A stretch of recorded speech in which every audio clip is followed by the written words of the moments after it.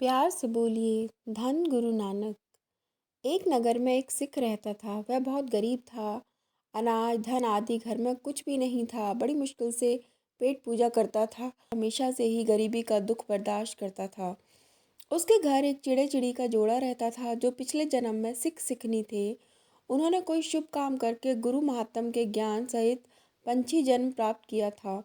उनकी गरीबी की विपदा देखकर चित्त में अति चिंतित होकर दुखी होते थे। हृदय में उनकी विपदा दूर करने के बारे में सोचते थे। चिड़ै चिड़ी ने फिर उनकी सहायता की।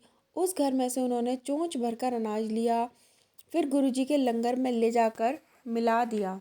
कुछ दिनों में अन्न और धन घर में बहुत हो गया। सिख मेहनत और मजदूरी करके अनाज घर में लाता, उसको सुखाने के लिए आंगन में डाल देता, कूट पीस कर फिर खाते। उसमें से कुछ अनाज चोंच में भरकर चिड़ै चिड़ी संगत के लंगर में डाल आते।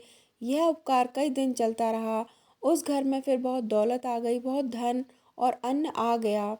तो उस सिख ने अपनी झोंपड़ी तोड़कर एक सुंदर घर बनवा लिया। वहाँ बहुत आनंद सहित रहने लगे। चिड़ै चिड़ी ने फिर और जगह पर जाकर एक वृक्ष पर अपना घोंसला बना लिया। तब से ही उस घर की दौलत धीरे धीरे खत्म होने लगी, क्योंकि लंगर में राशि पड़ने से हट गई। उसका फल फिर कहाँ से वह प्राप्त करते। फिर गरीब होकर श्री गुरु हर राय जी की शरण में आ गया। कहने लगा, हे प्रभु जी, आपके बगैर कोई भी रखवाला नहीं है। कृपा करके आप हमारे सहायक बनो। सभी जगत में सिख आपका नाम लेते हैं। गरीबी से बहुत संपत्ति बड़ी थी, पर अब वह सारी विनाश हो गई। विपदा आ गई है, इसका निर्वाह करो आप। सदगुरु ने समझाया, तुम्हारे घर से एक चिड़ै चिड़ी कुछ अनाज गुरु के लंगर के लिए लाते थे।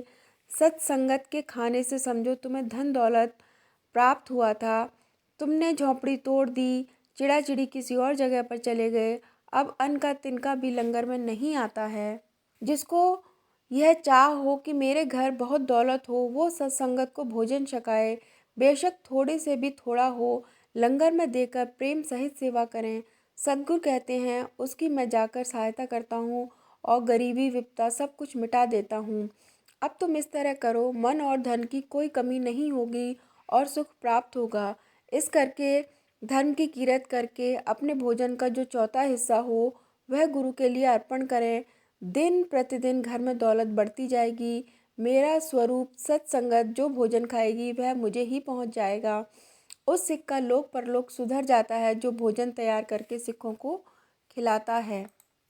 गुरुजी ने यह सबको सुनाया, सदा इस तरह कार्य करो। जो मुझे हृदय में श्रद्धा धार कर अर्पण करता है उसका सैकड़ों गुणा विस्तार होता है। यथाशक्ति के अनुसार जो गुरुजी के लंगर के लिए अनाज लेकर आते हैं और चित्त में बहुत प्रसन्न होते हैं, वह थोड़ा देकर बहुत लेते हैं। ऐसे व्यापार को फिर कैसे छोड़ा जा सकता है। अगर आपको ये कहानी पसंद आई तो प्लीज़ हमारे चैनल को लाइक और सब्सक्राइब करिए, फ्रेंड्स के साथ शेयर करिए। Thanks for watching.